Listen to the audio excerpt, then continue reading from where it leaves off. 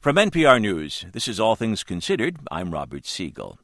35 years ago this month, one word was on the minds and lips of American moviegoers. Shark! The shark! On June 20th, 1975, Jaws opened in theaters across the country. It starred Roy Scheider, Richard Dreyfuss, Robert Shaw, and Bruce the Mechanical Shark. In the film, the three men find themselves on an obsessive search for a man-eating great white. Well, NPR's Corey Turner recently found himself in the same boat, hunting for Bruce. Jaws terrified me so much as a kid that it didn't occur to me the shark was fake. Then I found a photo of Bruce being built, a workman leaning harmlessly into his mouth. And that was my heart of darkness moment. At 10 years old, I decided A, I had to see this Bruce for myself, and B, I had to touch him. Why? Simple. How dangerous is a shark you can touch? Here's the problem. I couldn't talk my folks into helping me track Bruce down, so I had to wait until this spring. So this head right here measured 6 foot 8 inches and 400 pounds is weighed, and that's strictly the head. That's Jeff Pirtle, manager of archives and collections at NBC Universal. Universal made Jaws, and we're in Pirtle's office on the Universal lot. He's showing me schematics for the original Bruces. There were actually 3. One was pulled by boat, when the shark had to swim convincingly. The other 2 sat atop a metal arm, hidden underwater, so they could, among other things, vault onto the deck of the Orca and make short work of Robert Shaw. The width of those famous jaws? Nearly 5 feet. As for length? That's a 20-footer. 25. Finally, the name Bruce came from director Steven Spielberg after his lawyer, Bruce Raymer. It's hard to believe watching the film, but Bruce the Mechanical Shark had one dirty little secret. Wherever you were on the island, you could hear the radio mics. And they were always saying, the shark is not working. That's Richard Dreyfuss in a documentary on the making of Jaws. Joe Alves, the movie's art director, was hired to create the shark. As Bruce's proud father, Alves admits the shark was finicky, but when it worked, it was just great.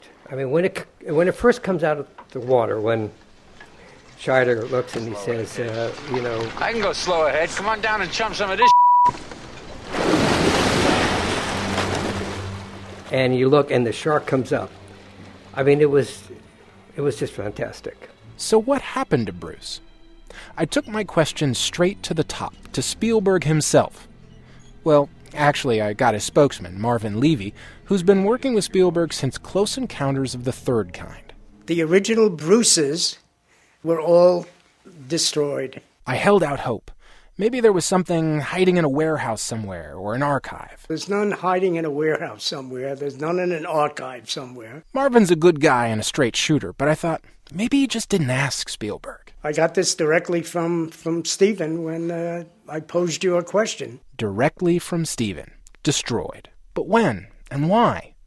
Art director Joe Alves says by the time they finished shooting Jaws, they were so over budget and over schedule that Bruce just wasn't a priority. We were in deep trouble. The studio was reluctant in the first place to make the movie. When we came back, they just dumped the sharks in the back lot, and they just rotted away. Heartbroken, I went to Facebook.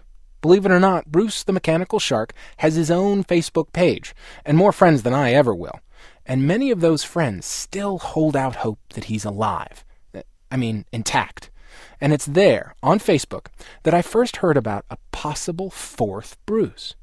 It sounded too good to believe, so I asked Jeff Pirtle, the NBC Universal archivist. The 4th shark was originally brought to my attention probably 2 years ago by a Jaws fan who had found my phone number and said the 4th Jaws shark was in existence at an auto parts junkyard in Sun Valley. Now, this 4th shark was not used in the film, but it does appear to have been cast from the original Bruce mold at the time of the film, before the mold was lost.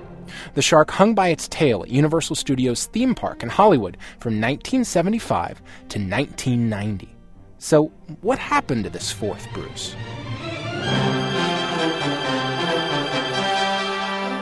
I I started cold calling junkyards. The conversations all went something like this. Hi, I'm calling from NPR. Do you happen to have a shark in your junkyard? Yeah, a shark. Hello? Until a few calls into my list, when the guy on the other end of the line didn't hang up on me. I'm Nathan Adlin, Adlin Brothers Auto Wrecking in Sun Valley, California. Nathan inherited the business from his father, Sam Adlin, who in 1990 was buying vehicles from Universal's transportation department. Now, Nathan doesn't know exactly how it happened. His father died more than 10 years ago. All he knows is, one day, lumped into a huge batch of cars at Universal was a shark. It caught my father's eye. I'm hearing it secondhand that when it got here, it was a little bit damaged. I think we added the teeth back to it and whatever else needed mending. I flew across the country and headed for Sun Valley. But I had to be sure this was Bruce, so I brought a little help. The man who designed him, Joe Alves. And Alves brought his friend, Roy Arbogast, whom he had hired to help create the original Bruce mold. Nathan Adlin leads us through a compound of buildings, through a garage, and then, finally, 2 large gates. And there he is. That's it. Standing in the middle of 5 palm trees. In front of us is a sea of junked cars, 26 acres worth, and a tiny oasis of palms and loquat plants. In the middle of that oasis, atop 2 metal poles, is a shark. His skin is cracked, his color badly faded. Instead of rows of menacing teeth, he has harmless wooden dentures. But, as Joe points out, the size is right. Do you know what amazes me, though, seeing it? How big the damn thing is. But is it Bruce? Joe thinks so, but defers to Roy Arbogast. Roy walks under the belly of the beast, poking it with the handle of a rake. Then he stops and says something to himself. What was that, Roy? That's the real one. Yeah? Yeah. You're pretty sure, huh? Yeah, definitely. It's from the same mold. Just looking at it, can you tell me what about it strikes you? No, it's just kind of nice to see it again after 25 or 30 years. It's amazing that it's still here. It's older than I am, and though I'm not 10 anymore, I just can't help myself. It's too tempting. Nathan has been kind enough to give me a ladder, and we've put it just below the shark.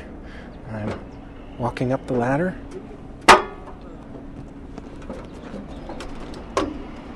My head is officially in his mouth, and I am now touching the shark. Corey Turner, NPR News, Sun Valley, California. And you can see a family album that we've put together of the 4 Bruces at our website, npr.org.